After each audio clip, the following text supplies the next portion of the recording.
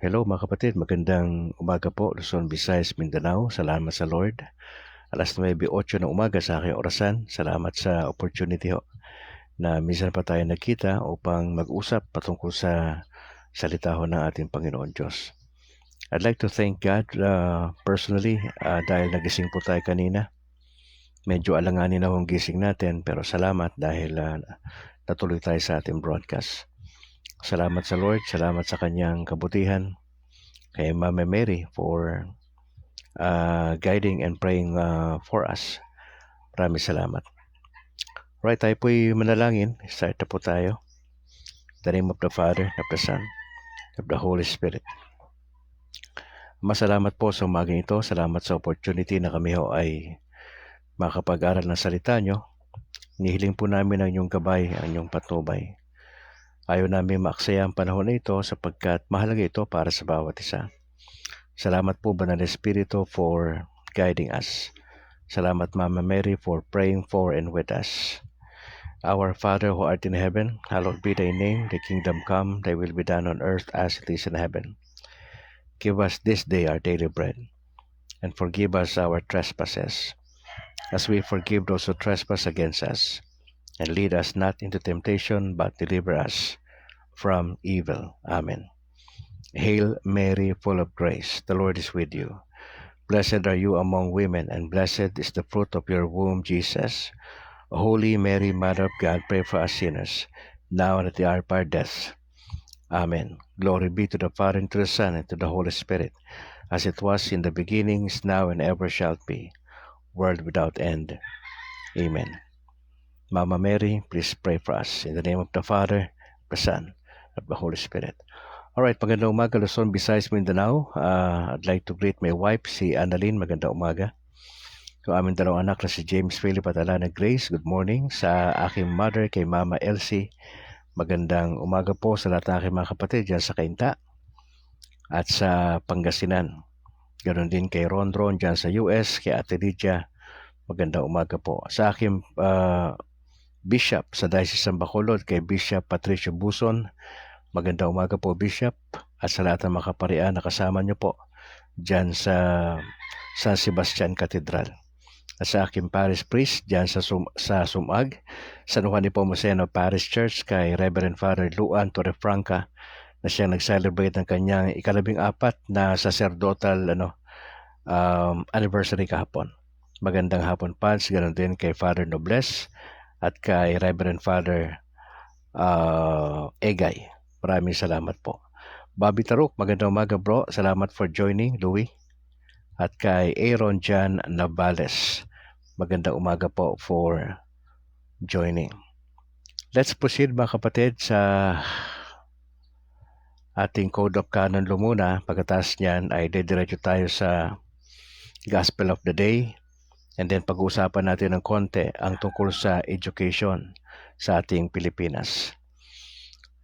Sa Code of Canon Law, dito po sa Canon 215, ang sabi po ron, the Christian faithful are at liberty freely to found and direct associations for purposes of charity or piety or for the promotion of the Christian vocation in the world, and to hold meetings for the common pursuit of these purposes. Hindi ho bawal na mag-form ang mga Katoliko sa buong Pilipinas. May sabi dyan, tayo po'y malaya at liberty. Pwede tayong mag-create o pangunahan ng asosasyon, pero ang purpose nito ay charity at piety. Na may kinalaman to sa ipopromote natin yung Christian vocation sa sanlibutan. At maaari tayo mag-hold ng meetings para sa common pursuit of these purposes. Mga kapatid, hindi tayo pinagbabawalan ng simbahan na mag-create. Pwede natin siguro sabihin, hindi lang naman association di ba? Mga maliliit na grupo na maaring ma-share natin yung ating pananampalataya eventually. May kinalaman din probably sa evangelization. Hindi ho tayo pinagbabawalan. Of course, nandun tayo sa boundary ng sistema ng simbahan natin. Hindi tayo magkikreate ng grupo, asosasyon, para sa sarili natin or independent. In other words, lahat yan may basbas dapat ni Bishop. Okay? Dapat alam yan ng ating parish priest. Hindi ho tayo ini-encourage na gumawa ng isang ministry na tayo ang bida. Dapat ang bida si Lord, pangalawa yung ating simbahan. Dapat ito ay may kinalaman doon sa pinaka-overall na hindi tayo lalabas doon sa sistema ng ating mga simbahan. Kasi mahirap magtatag ng grupo, asosasyon, tapos parang may halong politika pa. Ako for one, medyo hindi po ako dyan. Medyo maingat tayo dyan sa papasimula ng anumang grupo. Dapat meron talagang blessing yan mula sa bishop o at least yung sa parish priest natin, kasi alam mo, apektado yung simbahan kapag gagawa ka ng isang bagay tapos ang pinakamotibo natin politika, motibo natin personal, walang blessing. Kaya hindi masama. Hindi masama. Sabi diyan, the Christian faithful are at liberty freely to found, and direct associations. Para saan yung association na i-create mo? Para dun sa charity or piety. For the promotion of the Christian vocation in the world. Ano yung Christian vocation, mga kapatid? Alam naman natin yung pagpapari, pagmamadre, bokasyon po yan Yung mga na-involve sa religious organization. Like yung mga Franciscan, Dominican, di ba? Marami po yan, Jesuits. Ang mahalaga lang po dyan, mga kapatid, ay malinaw ang purpose natin. Hindi yan pang sarili, hindi yan may halong politika, etc. Para po yan sa yung makakatulong sa iba. Okay? Sabi nga natin, dapat may kinalaman pa rin yan doon sa evangelization natin, mga kapatid. Importante po yun. So mag-iingat lang ho tayo sa ating mga papasimulan. Again, sabi ko nga po sa inyo, dapat may basbas yan ni Bishop. Dapat at least alam yan ng parish priest natin. Meron tayong malinaw na communication. Opo. So yun lang muna para dyan. Dadako po tayo sa ating Gospel of the Day. Tayo po'y nasa John chapter 8 verse 21 to 30. At nais ko pong basahin sa Tagalog. Muling nagsalita si Jesus sa mga pinuno ng mga Hudyo. Aalis ako at hahanapin niyo ako, ngunit mamamatay kayo na hindi pa napapatawad ang mga kasalanan niyo, sabi po dyan. At hindi kayo makapunta sa pupuntahan ko, sabi ni Lord. Kaya nag-usap-usap ang mga pinuno ng mga Hudyo. Pagpapakamatay kaya siya? Anong ibig niya sabihin na hindi tayo makapunta sa pupuntahan niya? Sinabi ni Jesus sa kanila, kayo'y makamundo at ako'y makalangit. Kaya sinasabi kong mamamatay kayo na hindi pa napapatawad ang mga kasalanan ninyo.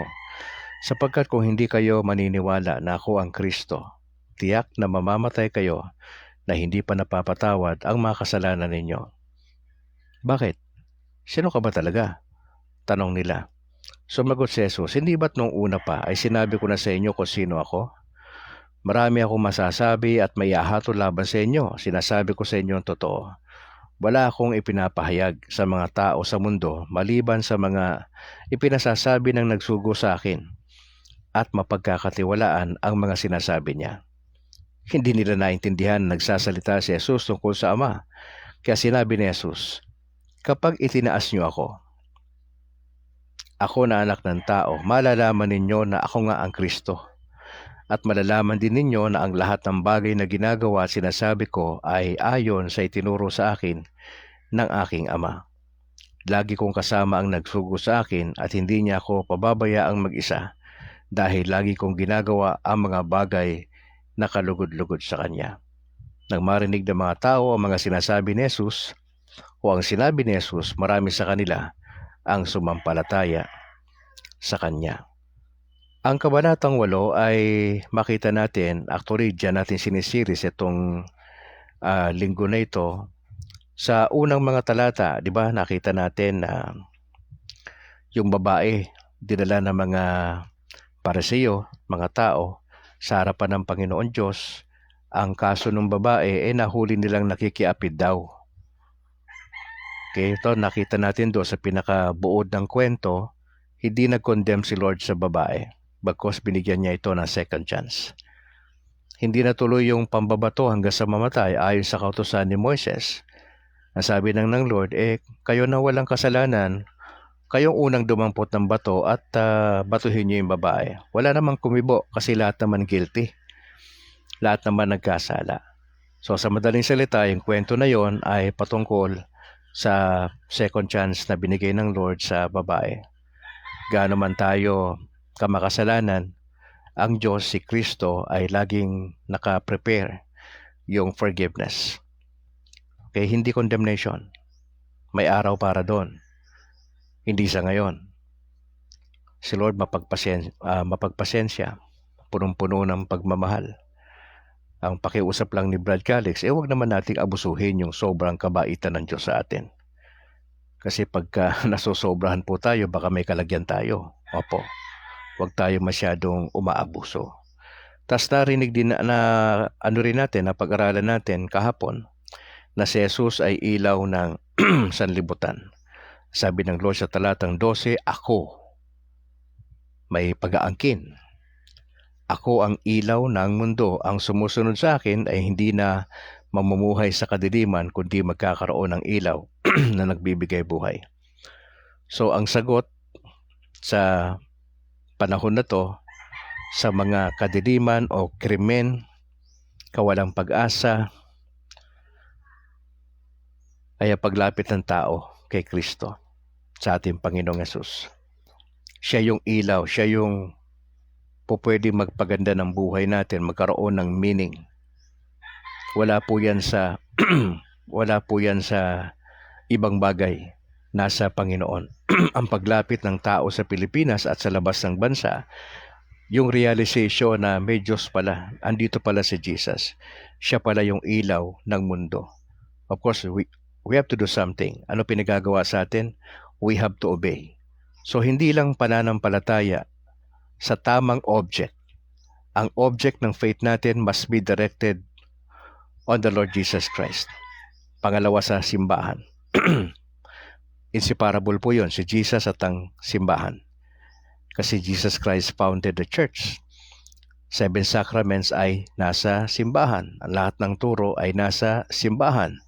Ang blessing dumadaan sa simbahan. So mahalaga maging bahagi ang tao ng simbahan ng Panginoon Diyos para ma-appreciate niya ang turo ng ating Panginoong Jesucristo. Hindi sapat ang pananampalataya lang. Importante sa atin bilang Katoliko na meron tayong pagsunod. So faith plus obedience. Okay? So equals ano mangyayari? Blessings from the Lord. Okay? Ano yung blessings later on? Makasama ka sa kaharian ng Panginoon Diyos, bagamat hindi naman tayo direkta pag namatay sa langit ang punta. Pupunta muna tayo dun sa purgatorio, sapagkat lilinisin po muna tayo ron. And eventually, may katiyakan ka naman pag nasa purgatorio ka pupunta. May katiyakan saan, Brad Calix, na papunta ka sa langit. Now, hindi natin alam kung gaano kabilis, katagal, o proseso pa yan. Hindi na natin alam yan. Basta mahalaga, sigurado kang papunta sa langit. Dito naman sa pangatlo, mga kapatid, na binabanggit ng Panginoon na kausap naman dito yung mga pinuno ng mga Hudyo.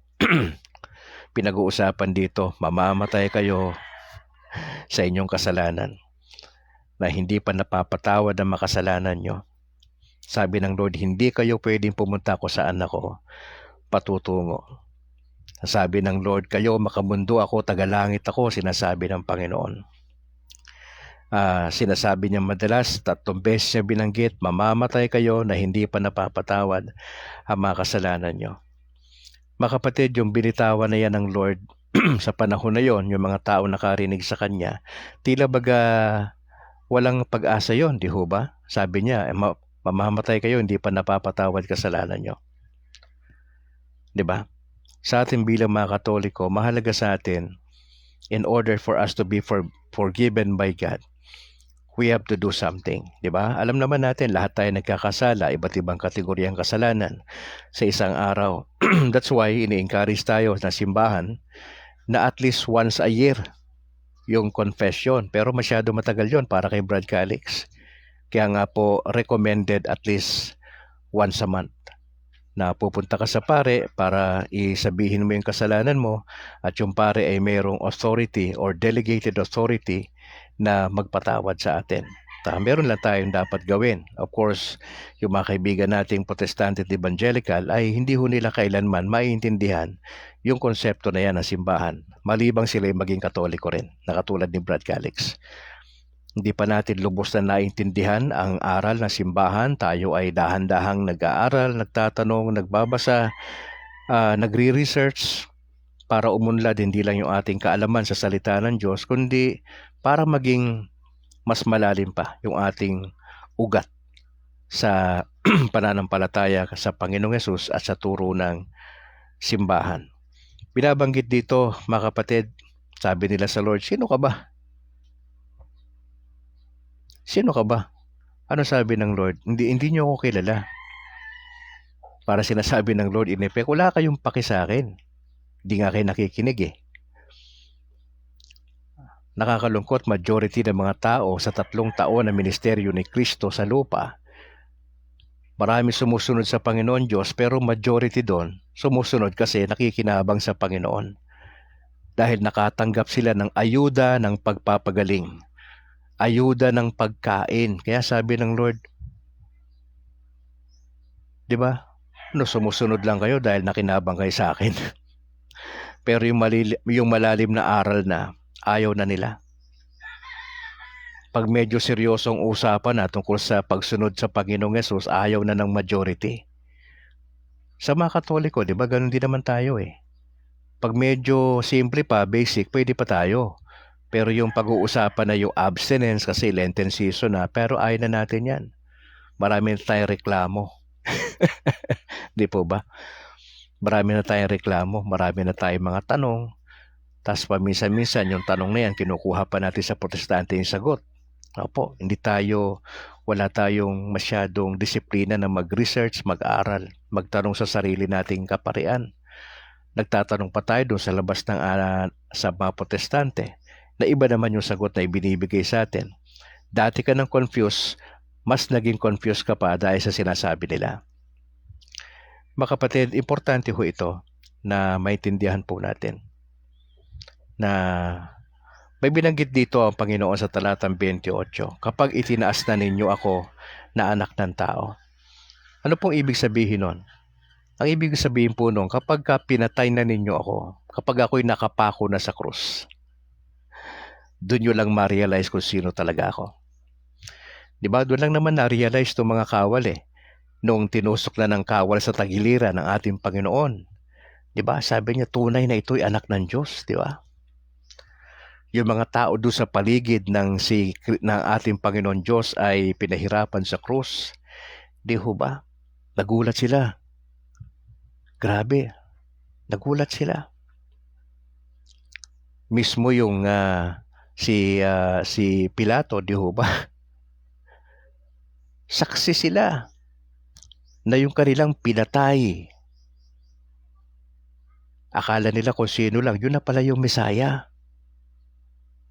Kaya para mapagtakpan yung kanilang kabulukan, yung kanilang kasamaan, di ba, pinalabas nila, binayaran nila yung mga sundalo, o palabasin nyo ha, naninakaw ng mga alagad niya yung katawan ng Panginoon. But in reality, Jesus Christ, after 3 days, He rose again from the dead. That's the real story. Na pinalabas lang nitong mga politiko, mga tao, na ninakaw daw yung katawan ng Panginoon Diyos, pero ang realidad, nabuhay na magmuli ang Panginoong Hesus after 3 days, mga kapatid. Bumilang lang ng 3 araw at nabuhay na magmuli ang ating Panginoong Hesus. Kapag itinas na ninyo ako na anak ng tao, ito'y tawag sa Panginoon, no? Son of Man. Bagabansag sa kanya nung siya'y nasa lupa. Malalaman din ninyo na ang lahat ng bagay na ginagawa sinasabi ko ay ayon sa itinuro sa akin aking Ama. Sabi pa niya rito, binabanggit niya yung kanyang magandang relasyon sa Father. Sabi diyan, lagi kong kasama ang nagsugo sa akin. Lagi kong kasama. At hindi niya ako pinababayaan mag-isa. Dahil lagi kong ginagawa ang mga bagay. Excuse me po.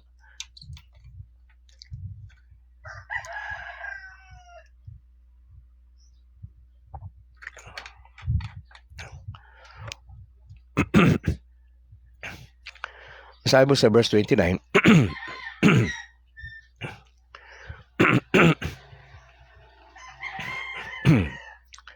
dahil kung kasama ang nagsugo sa akin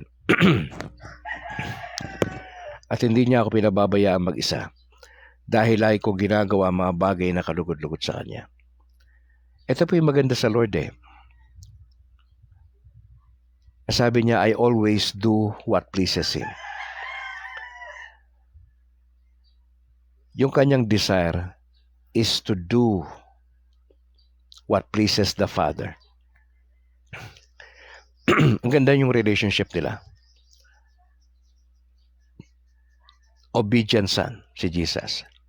Hindi siya reklamador na katulad natin mga Katoliko, minsan. O madalas.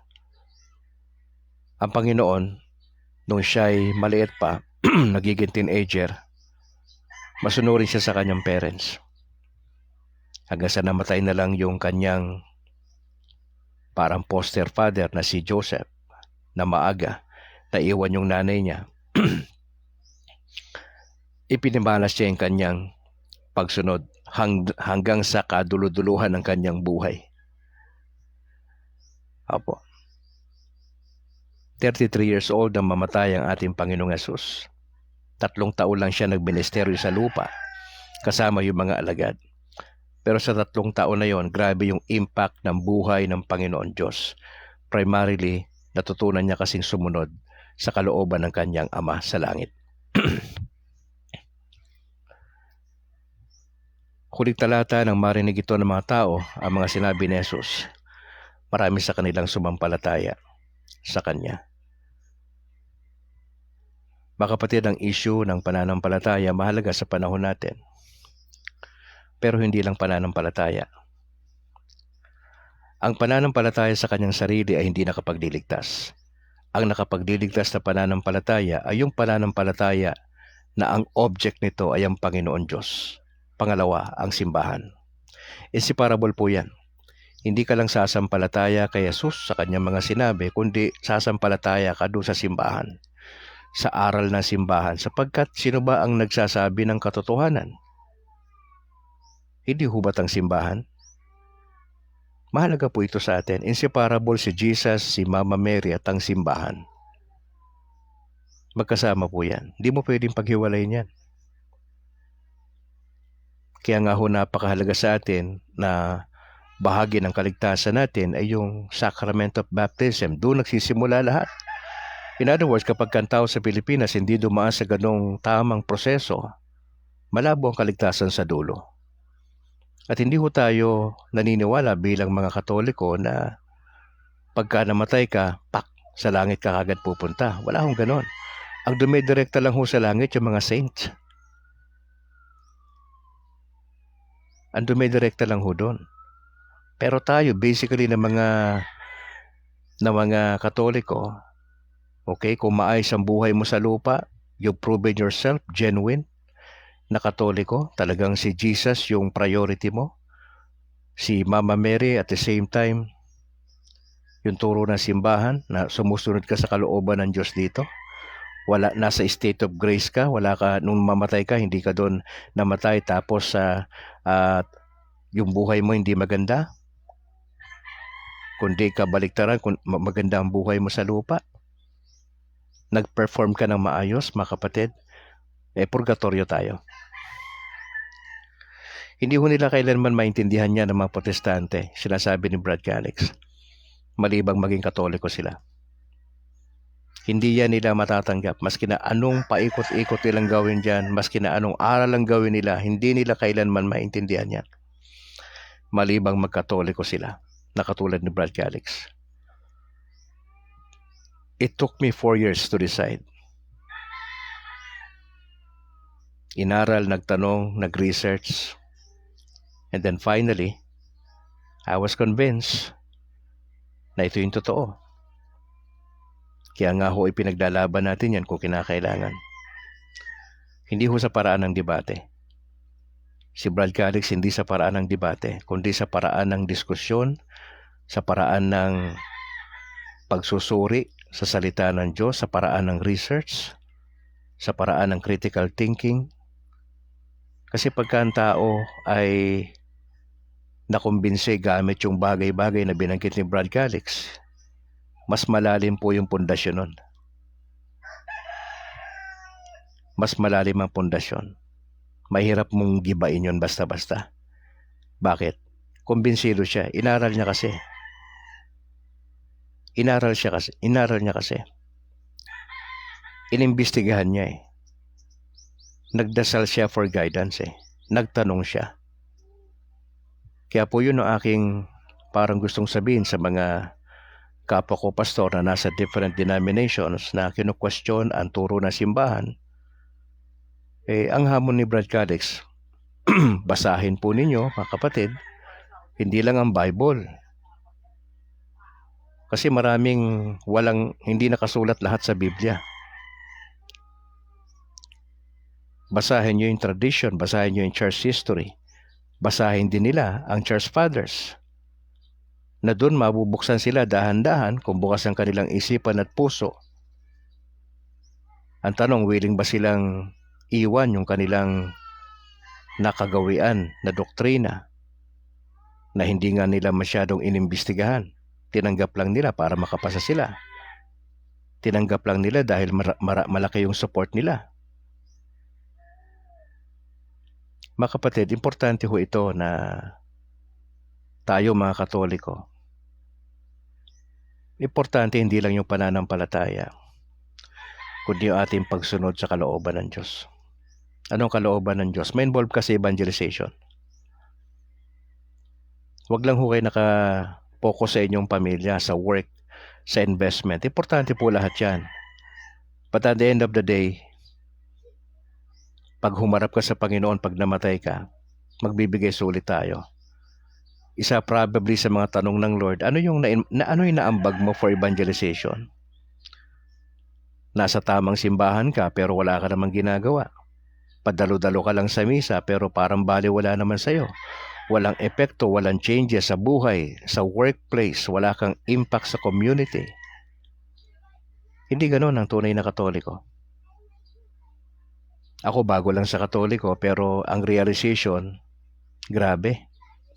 Hindi pala madali maging tunay na Katoliko. Maging nominal na Katoliko, madali. Nominal. Pabanjing-banjing lang, magsisimba lang kung trip nila. Pag masaya lang, magsimisa.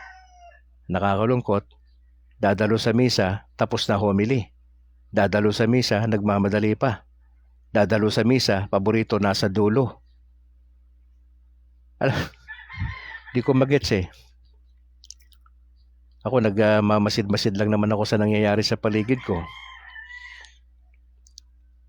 Ang challenge sa atin mga kapatid, ayusin na natin buhay natin. Walang maniniwala sa atin na kapitbahay kung di nila makita sa buhay natin yung doktrinang meron tayo. Tandaan nyo, hindi lang doktrina, ang importante, dapat yung ating buhay mismo na binago ng Diyos araw-araw. Nagbabago ba yung buhay, yung ating komunikasyon sa ating asawa at mga anak? O nagiging irresponsable tayo lalo habang tayo ay lumalalim sa ating pagkakilala kay Kristo? Mali po yan, delikado po yan. Huwag tayo masyadong magbabad sa simbahan at the expense of our family. Marami tayong minsan ginagawa sa simbahan pero neglected yung pamilya natin. Wala tayong masyadong time kausapin yung anak natin, nagda-drugs na pala. Tapos marami sa atin involved sa ministry, ang daming apostolate. Pero yung anak hindi kinakausap, pero na palang karelasyon na tomboy. 'Di ba? pumasok na pala sa fraternity yung anak, hindi alam. Bakit? Nakatutok doon sa apostolate walang panahon sa pamilya. Mali po yan. Bawasan nyo yung apostolate nyo. Tignan nyo yung mga anak ninyo, kausapin natin kung anong nangyayari na dyan. Baka mabigla kayo, kasabay ng kanyang graduation o moving up, buntis yung anak ninyo. Diba? Reality ho yan. Mapa sa Protestante at Evangelical Katoliko, majority Katoliko pa nga nasasangkot sa mga ganyang bagay. Sa mga Protestante, medyo maingat kami sa ganyan. Talagang dinidikdik namin yung mga miyembro. Pinupuntahan namin yan sa bahay. Kinakausap namin, one-on-one namin yan. Bakit? Konti lang kami. Manageable yung mga tao Sa Katoliko, sobrang dami, hindi masyado naasikaso ng pare. Hindi na nga siguro kilala ng pare yan, kung libo na yan Meron bang visitation ng pare sa mga bahay ng miyembro? Ang mga pastor, nagbibisita kami. Alam namin yung miyembro namin kung ano pinagdadaanan yan. Pag na-confine yung miyembro na yan, alam namin yan. Yung pagpapadala ng tulong, hindi masyadong pinag-uusapan at issue yon. Sa Katoliko ba, may ganun tayong procedure? Now, ilan lang yan sa mga bagay-bagay na we have to consider, mga kapatid. At as we value yung faith, as we value yung turo ng simbahan, as we value yung obedience, sana makita natin yung kabuuan. Makita natin yung kabuuan, mga kapatid. So, patuloy sana tayong sentro tayo sa Panginoon. Marami tayong problema kinakaharap Alam mo, pag sumentro tayo sa problema, tatanda tayo. Maaga tayong tatanda.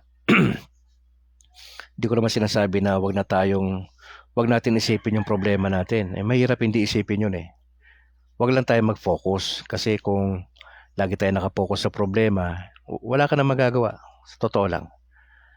May sakit yung mahal mo sa buhay, tas lagi ka nang malungkot. Malulungkot ka, pero wag masyadong malungkot. Yun ang ibig sabihin ni Brad Calix. Nasasaktan tayo Wag masyadong masasaktan. May pag-asa kasi tayo Hanggat maaari, lamang yung pag-asa. Lamang. Sabihin na natin 70-30. 70% yung hope natin, 30% nalulungkot tayo, kinakabahan tayo, may mga doubts tayo minsan, and that's normal. Walang magsasabi na, ay Brad Calix, ako, grabe ng problema ko, pero hindi ko masyadong iniisip Wow, good for you. Baka mayaman po kayo, marami kayong pera. Pero paano yung mga Katoliko simple? Paano yung mga Katoliko na isang kaig, isang tuka? Diba? Magkaiba tayo. Kaya wag tayo magmamalaki dahil may pera po kayo. Yung iba walang pera. Madali sabihin yan madali magdasal. Pero tayo sa Katoliko, I hope hindi lang tayo puro dasal. Meron tayong mabilis na pagkilos doon sa nangangailangan na kapatiran. Hindi puro meeting. Kasi ang meeting nakakasama minsan yan Pag puro meeting tas wala namang ginagawa, hindi siya dapat action tayo, mga kapatid. Pananampalataya, action, pagtulong sa kapwa, the best yan.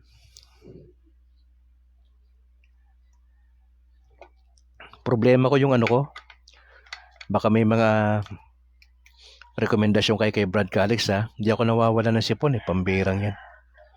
Tas lagi yung bumabara yun dito. May barado lagi. Bira naman ako magmalamig. Ang hirap. Papansin ko parang barado lagi tong na to. Yung mga mahusay po dyan mag-PM po kay Brad Calix, baka may i-recommenda kayo sa akin, dapat ko inumin na para yung aking lalamunan medyo lumuwag-luwag mga kapatid. PM nyo ako kung ano yung pwede kong gawin. Sige. Doon muna tayo. Dako tayo rito sa ating third part. Nasaan na ba yun? Nasaan ka na? Dapat to kahapon, di ko nabanggit nawala sa isip ko Pag-usapan natin saglit, mga kapatid, yung education natin, system sa Pilipinas. Okay. April 8 tayo, no? Alam nyo ba, mga kapatid, yung araw na ito, ako'y pastor pa, April 8, ito yung araw na tinanggap ko ang Panginoon sa buhay ko. May ganun kami kasi, natanggap ang Panginoon sa buhay. April 8 yun, 1983. So, 54 na ako. Kung siguro hindi pa ako nagkatoliko, ganun ako katagal sa Panginoon. Pero yung pagiging katoliko ko pala, 1970 pa nagsimula. Pagka ganun, Brad Calix, nabinyagan tayo, 1970 pala. December 25, 1970. So matagal na palang katoliko si Brad Calix. So hindi converted, dapat ang tawag balik katoliko. Pero itong araw na ito, April 8, 1983 ko tinanggap ang Panginoon sa aking buhay. 1990 ako'y nagsimula magpastor at dire-diretso na yan, the rest is history. 1990 ako yung kauna-unahang nag-graduate sa Bible School namin, pinakabatang estudyante dyan sa extension ng PBTS Baguio sa Makati noong 1990. Alright, naalala ko lang kasi yung pecha na to kaya ako nasabi. Sandali lang ho tayo rito. Pag-usapan lang natin saglit sa educational system sa ating bansa. May binabanggit po na preparasyon ang ating kagawaran ng edukasyon sa tinatawag na PISA. Ayon po ito sa sekretary natin na si Sani Angara. Siya po ay tinanggap niya ito kasi dati ito kay Vice President ito, di ba? Secretary ng Education, pero inalis siya doon ni BBM at nilagay ni BBM si Sani Angara. Tinanggap ni Sani Angara to noong July last year. Isa sa mga plataforma ni Sani Angara na Secretary ng Education ay improve niya yung tinatawag na PISA, P-I-S-A. Ano ba yung PISA na yan, Brad Calix? Ito yung Philippines Program for International Student Assessment. Mantakin nyo, tayo pala yung kulelat kada nag-e-exam patungkol dito sa PISA na to. Ang inaasikaso po dyan mga mag-aaral ay simula ng grade 7, 8, 9, saka 10. Na gusto nilang mag-improve.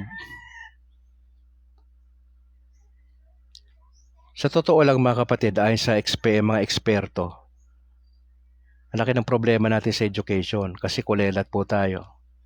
Ang ating literacy rate, napakababa. Anong ginagawa nung nasa academe natin? Anong ginagawa ng CHED, ng DepEd? Di po ba? Anong pinagagawa nila? Medyo nakakalungkot po yan mga kapatid. May gusto kong banggitin dito. Last year po mga kapatid, nagkaroon ng congressional hearing po na inimbestigahan po kung bakit ang mga Filipino students ay patuloy po na nagiging mababa o very poor ang kanilang performance pagdating sa Global Education Assessment. Ano po yung naging problema? Ang problema po, matagal na po na nagkakaroon ng neglect o napapabayaan. Wala masyadong investment, budget na mababa sa education, sabi nila. Tapos meron siyang mismatch curriculum. Tapos meron siyang low teacher quality. Some of the key reasons: neglect and underinvestment. Pangalawa, meron siyang mismatch saan? Curriculum.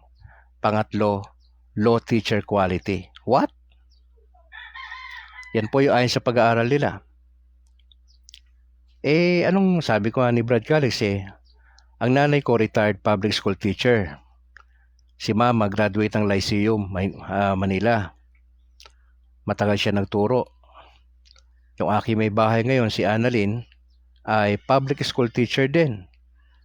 Diyan sa Sumag National High.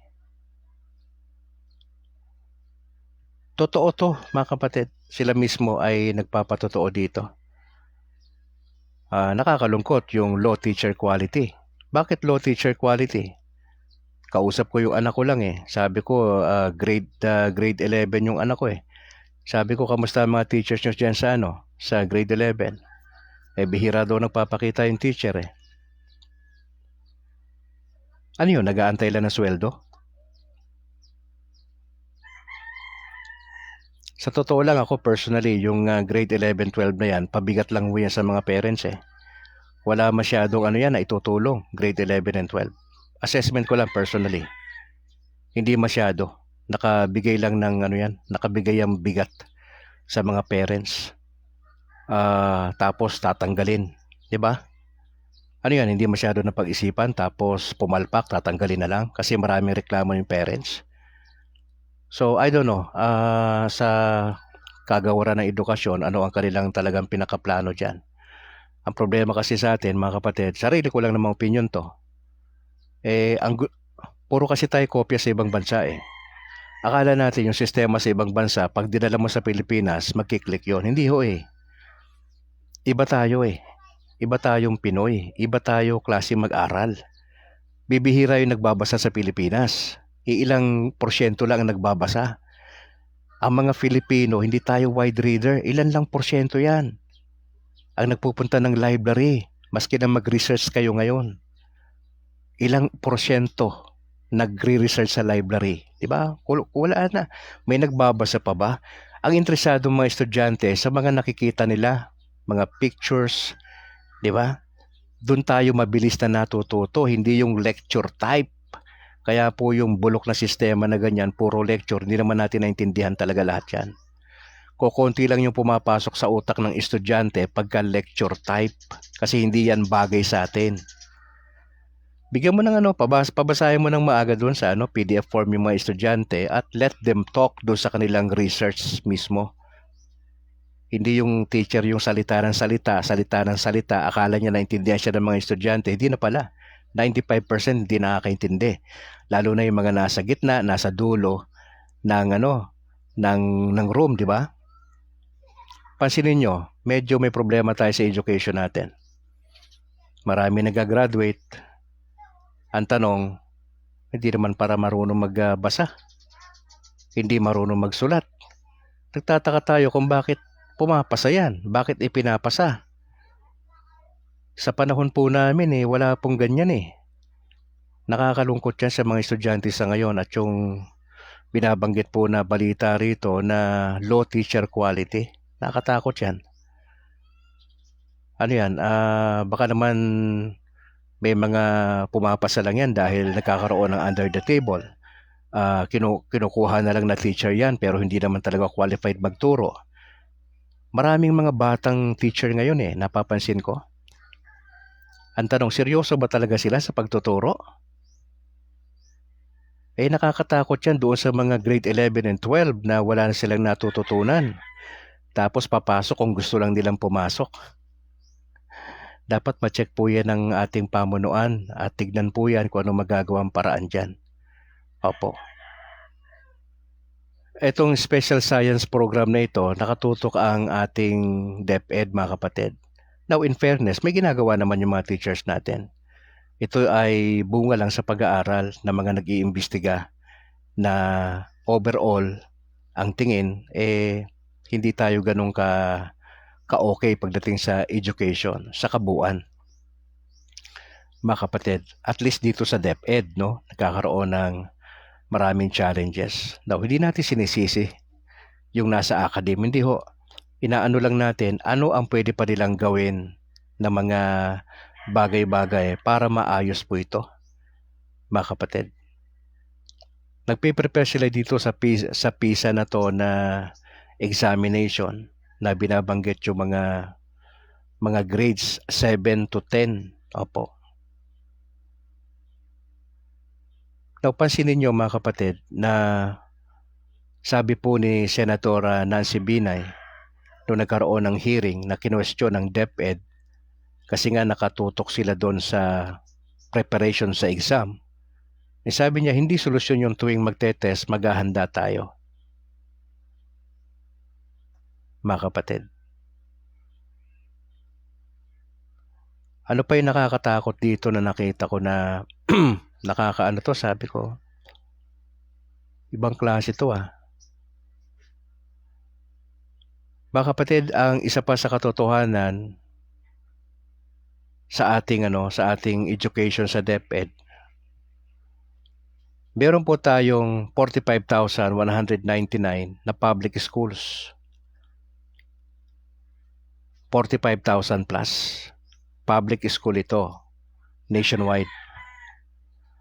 Pero kalahati po niyan ng 45,000 wala pong principal. Now imagine niyo kung OIC lang ho yan. Ano mangyayari dun sa kalahati ng 45,000 na mga paaralan na wala hong principal? Di ba problema yan? Nakapirma dun sa anak nyo pagka graduation, OIC lang. Iba ho yung OIC, temporary lang ho yun eh. OIC, pwede maging master teacher lang yung OIC. Pero iba yung principal. Magkaiba yun. Ang laki ng agwat nun, mga kapatid. So, kailangan pa natin, may shortage tayo ng 24,916 principals. Question, saan kukunin yon? Wag naman sana para lang mapunan yung 24,000 na mga principal, maski na hindi qualified, kukunin nila at gagawin nila na mabilisan para maging principal, para mapunan lang. Di ako payag doon. Kasi pinaghihirapan yung pagiging principal eh. Dapat talaga yan eh, napakahuhusay yan kapag ka principal ka kasi pinapatakbo mo yung buong school eh. Knowledgeable ka, meron ka nito. Meron ka nito. Administrative yan ang function, di nga nagtuturo ang principal eh. Tinitignan niya yan eh, ang ano bang maganda dyan improve sa mga teachers niya. Sa curriculum, tinitignan lahat yan eh. Yung kabuuan paaralan, opo, mabigat po magiging principal. Kaya ho, ang tanong, kailan to mabubuo itong 24,000 na to na pangailangan po natin? Ang matindi pa nito mga kapatid, merong mismatch sa pagtuturo. Alam po ba ninyo ayon sa balita na 62% sa high school teachers ay naka-assign po sila sa subject na hindi nila na-master? Halimbawa ko, master ako sa Filipino subject, pagtuturuin mo ako sa math, edi ano mangyayari sa estudyante? Hindi naman yun ang minaster ko. Di ba sa high school, isa lang yung subject na tinuturo nila? Hanggat maaari. Pero napupunta pa sila, marami silang matinuturoang sections. At minsan nakakalungkot, yung master nila na subject ng history siguro, o social studies, o ano pa man yan, hindi yun ang naituturo nila, kundi yung ibang subject yung itinuturo. Di double time sa preparation yun, di po ba? Yun po yung sabi dito. Nagkakaroon ng mismatch sa teaching load. Malaking porsyento ito, 62% ito, ng high school teachers are assigned to teach subjects they did not major nung sila'y nasa kolehiyo. Problema nga po yun. Major siya sa history o Pilipino, pagturuin mo ng mathematics, anong alam nila naman dun? Wala bang problema yon kapatid? Kayo bilang mga magulang nakikinig ngayon, problema ba yon? Mismatch yun, di ba? Nagtuturo ka ng hindi mo minajor? Problema po yun, mabigat po yun ah. So anong gagawin natin mga kapatid? Ipagdasal natin ang education system natin na sana may mangyari maganda. Now we're not to blame Secretary Sani Angara o lahat ng mga sa academe. We are not blaming them. Pinag-uusapan lang natin, this is now the reality. Okay, marami tayong opinion and that's okay. Mga kapatid, kailangan ko ng putulin. Medyo nagka-problema na ako sa aking battery. Medyo lumabo bigla. So, I'd like to thank you. Salamat po for joining. God bless. Pakishare na lang po yung ating video. To God be the glory. Ingat po kayo. And bye for now.